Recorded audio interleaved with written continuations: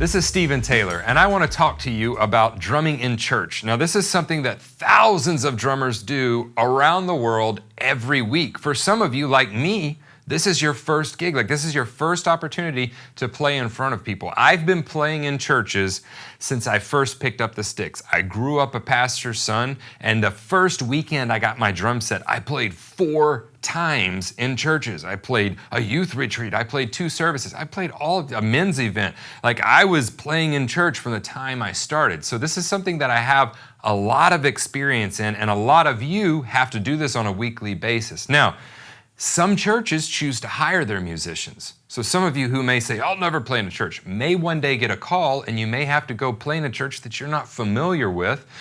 Maybe you don't share the same faith. So we need to know some guidelines for playing in that environment. Now, the first one, and to me, this is the golden rule of playing in a church or a house of worship, if we want to make this a more global type of a term.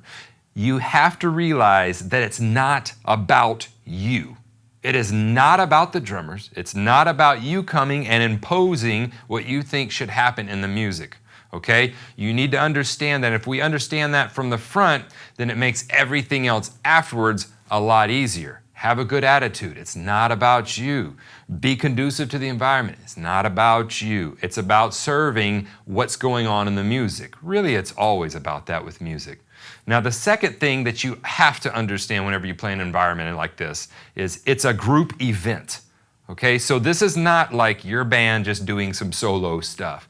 This is a group event. Many churches, people come, and this place of worship, they want to interact with the songs that are happening, whether they be traditional hymns, whether it be a full orchestra, whatever the setting may be, you will oftentimes have people interacting with you. And knowing that it's a group event, you have to play a little bit different. So you've got Joe the mechanic, that he works a 9 to 5 and he works on cars. And when it comes to working on cars, man, he is killer.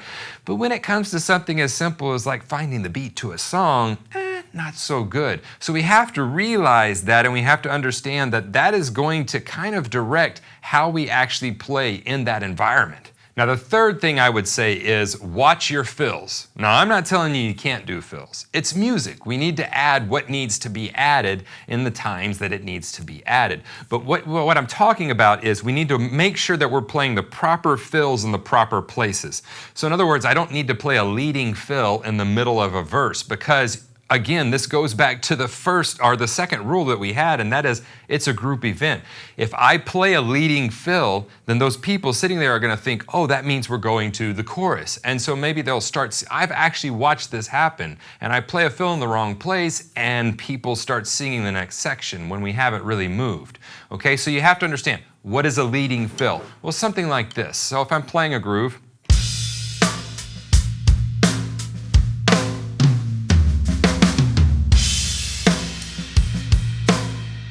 that is what is called a leading fill. It leads the listener's ear to the next section. It also cues the band that we're making a big movement.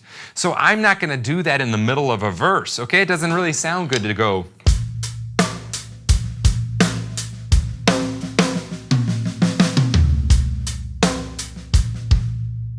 Generally, that means that we're going somewhere else. It's a bigger fill for a bigger movement. Now, what would be an acceptable fill for maybe in the middle of a verse? Something like this. It's what I call like a hiccup or an interruption.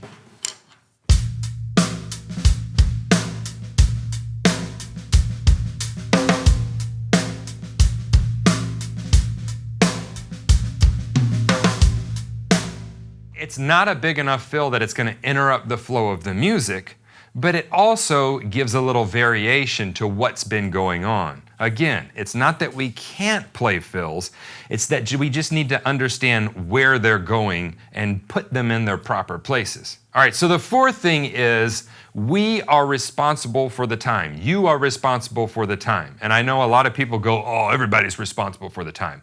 Yeah, but again, this goes back to that rule number 1, it's not about you. And rule number 2, this is a group event.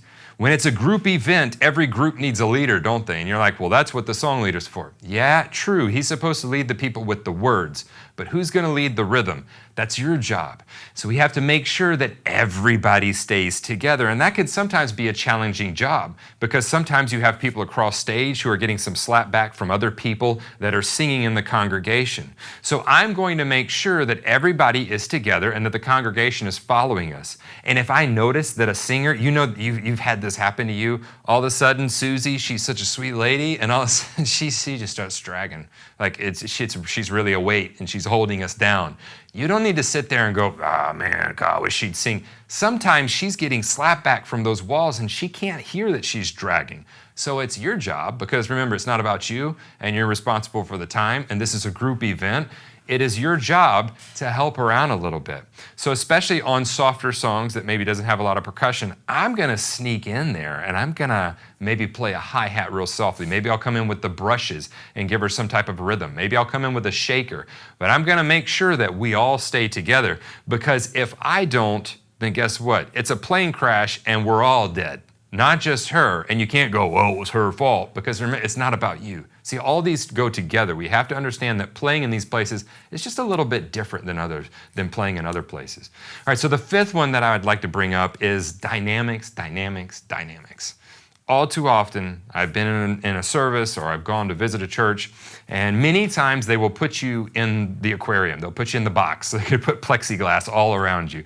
They do that so they can isolate the sound, and they do that because sometimes they have a drummer that can't control their volume. So you have to realize the environment you're in. If I have a singer standing right in front of me and I don't have any drum cage, guess what? Their mic's gonna pick up some of my drums. I have to understand the acoustics of the environment I'm in. So if we're in a smaller room, I'm not gonna sit there and play. I'm gonna realize that, oh yeah, we're in a smaller room. I should maybe. And sometimes we actually have to make further adjustments. Sometimes we have to play with special sticks. Sometimes they'll actually ask you to play percussion instead of playing drum set. Maybe sometimes with brushes. Again, it's not about you, it's a group event. It's making sure that the group is having a community event. They're having a community time together, and you're helping facilitate that, okay? So if you can remember, it's not about you. This is a group event.